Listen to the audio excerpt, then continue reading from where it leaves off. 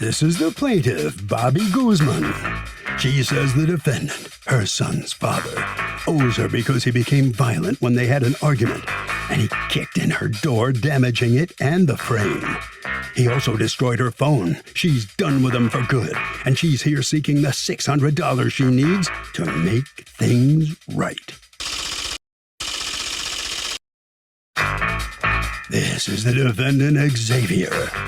He says he and the mother of his son got into an argument, and she locked him out of the house they shared, and he needed his stuff. The plaintiff needs to take some responsibility in the door getting damaged because she prevented him from entering the house he lived in, and he just reacted to what she did. He's accused of losing it on a door. All parties, please raise your right hand. People's Court is now in session. The Honorable Judge Marilyn Leanza presiding. Litigants have been sworn, Your Honor. Thank you, Douglas. You're welcome. Thank you. All right, Ms. Guzman, you are suing Xavier, the father of your son, for $600 in order to replace your front door. What happened? We were arguing one day about him taking our son to school, and How old is your son? Leave. He's 1. And he was going to take your son to school, or he didn't want to take your son to school, or what was the argument? He didn't want to, I guess. Okay. He was arguing about it because he wasn't trying to get up early, I guess. Okay. And I told him to leave, and we was fighting, and he left. When he left, he came back and he started kicking on my door, dented my door. Okay. And he came back and the police was here and I made a report. And did you two get back together? We got back like a week after, but the same thing happened again in January. So what happened in January? He was here and he got violent and I had to call the police again. How many times have you had to call the police on him? 3 times. Has he hit you? Yeah. So why do you keep letting him back in? I don't know. Has he been gone this time for good since January? Yeah. Okay. Mr. Xavier, what is your side of the story? Well, we was arguing about me taking him to school. I ended up taking him to school, and then when I came back, she wasn't letting me in the house, and I needed to get in the house and get my stuff. Okay. His stuff was at the door. So whose house is it? It's my house. He's not on my lease. Are you on the lease, or you guys were living together and you're not on the lease, Xavier? No, I'm not on the lease. Okay. And so what did you do when she locked you out? You picked up the phone, you called the police, you said, this is an illegal lockout, I live there, please make her let me in, I need to get my things? No. No, not exactly. What did you do? I kicked the door. Okay. Well, then she needs you to pay for the door, because the management is going to make her pay for the door. I mean, it's her fault. Say it again? It's her fault. She should have let me in. It's her fault. She should have let you in. Yeah.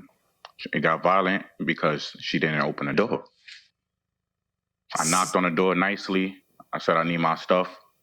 She didn't give me my stuff. I left his stuff at the door. Ms. Guzman, stop talking. I'm not asking you anything. I'm asking Mr. Xavier.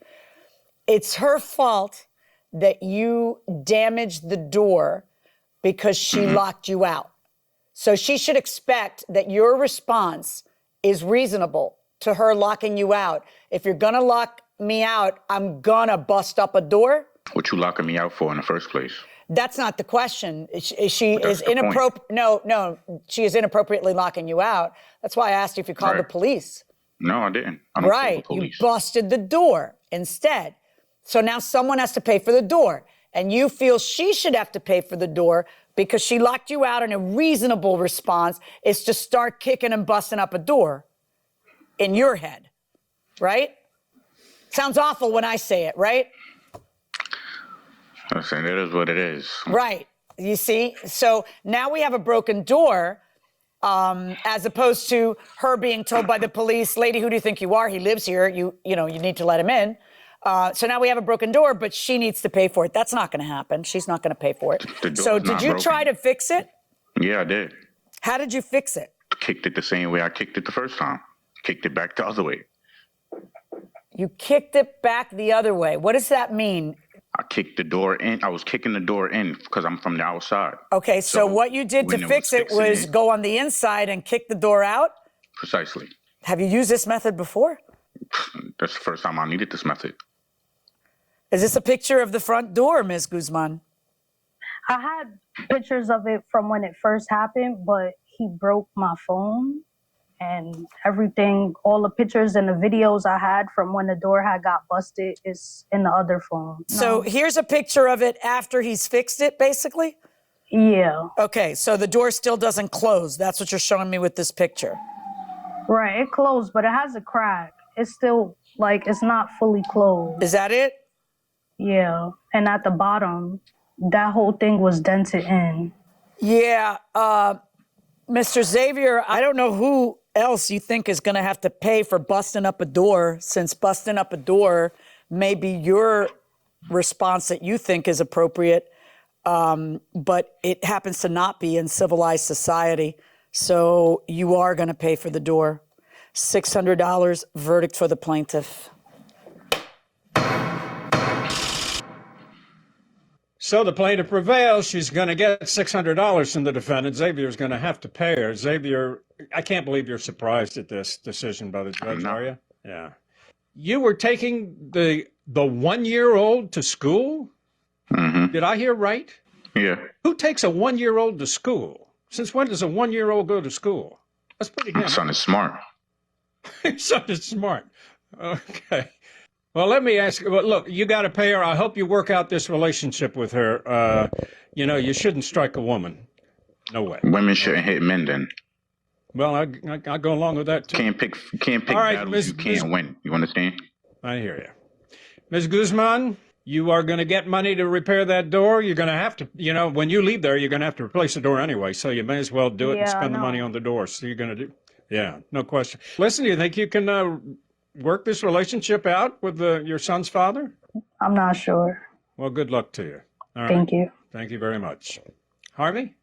So, Doug, look, if you are in a situation like this, if somebody gets really violent in a relationship, one of the things you need to understand is you have the ability to get an order of protection, a protective order, keeping that person away from you. The reason it's good is because if that person gets too close based on the protective order, say 100 yards, you can have them arrested immediately. That could teach them not to do it again.